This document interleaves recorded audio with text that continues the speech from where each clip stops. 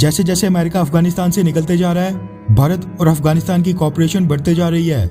Diplomatic channel से भारत और अफगानिस्तान आज तक इतने एक्टिवली कनेक्टेड कभी नहीं थे।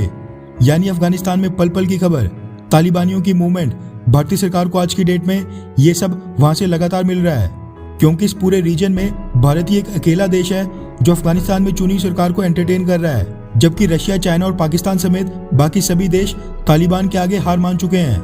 भारत क्या अफगानिस्तान में एक मेजर रोल प्ले करने के लिए रेडी है या फिर नहीं, ये हालांकि अभी भी भारत में डिबेट का इशू है। लेकिन अब भारत और अफगानिस्तान के बीच भी कुछ ऐसी डेवलपमेंट्स होते जा रही हैं जो दोनों देशों की पॉलिटिकल लीडरशिप को और भी ज्यादा क्लोज लाते जा रहा है। ठीक उसी तरह जिस तरह कुछ समय पहले भारत और इजराइल के बीच में देखने को मिला था। वैसे आपको तो याद होगा कि इजराइल में हमास के हमले में एक भारतीय नागरिक सौम्य संतोष की मौत हुई थी। तब उस समय इजराइल ने सौम्य संतोष के लिए एक गुड जेस्चर के तहत कई सारी चीजें की थी। इजराइल के प्रेसिडेंट ने पर्सनली सौम्य संतोष के पति से फोन पर बातचीत करके संवेदना प्रकट की थी। सौम्य संतोष के बेटे की पढ़ाई का खर्चा उठाने का ऐलान किया था। कई इजरायली डिप्लोमेट्स सौम्य संतोष के अंतिम संस्कार में भी गए थे।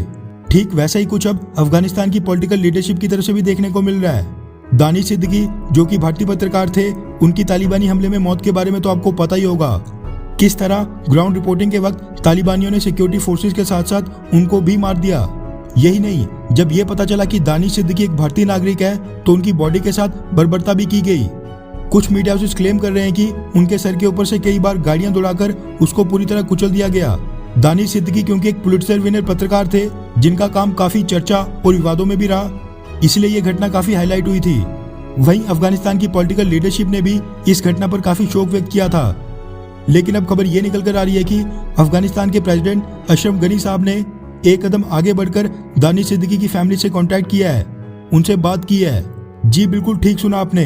द हिंदू, हिंदुस्तान टाइम्स से लेकर डेक्कन हेराल्ड और कई बड़े बड़े मीडिया हाउसेस के वाले से मीडिया रिपोर्ट सामने निकल कर आ रही है कि अफगानिस्तान के प्रेसिडेंट अशरफ गनी साहब ने एक दिन पहले दानिश सिद्दीकी के पिता को भारत फोन मिलाकर उनसे बातचीत की और उनके बेटे की मौत पर दुख और संवेदना प्रकट की।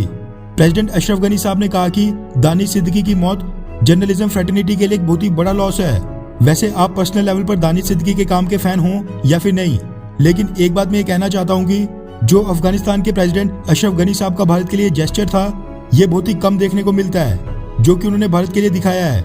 साथ में आपको याद होगा कि कुछ ही दिनों पहले ताशकंद में जब अशरफ गनी एक कॉन्फ्रेंस अटेंड करने गए थे जहां पर उन्होंने पाकिस्तान के पीएम इमरान खान को खूब खरी खोटी सुनाई थी, उस कॉन्फ्रेंस में बोलने से पहले उन्होंने एक बेहद शॉर्ट नोटिस पर भारतीय विदेश मंत्री एस जयशंकर साहब के साथ मीटिंग की थी।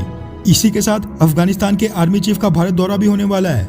ये सारी चीजें दर्शाती हैं कि अफगानिस्तान को अब एक ही देश का सहारा है जो इस रीजन में लिटरली अफगानिस्तान सरकार और उनकी फोर्सेस की मदद कर सकता है, और वो है भारत।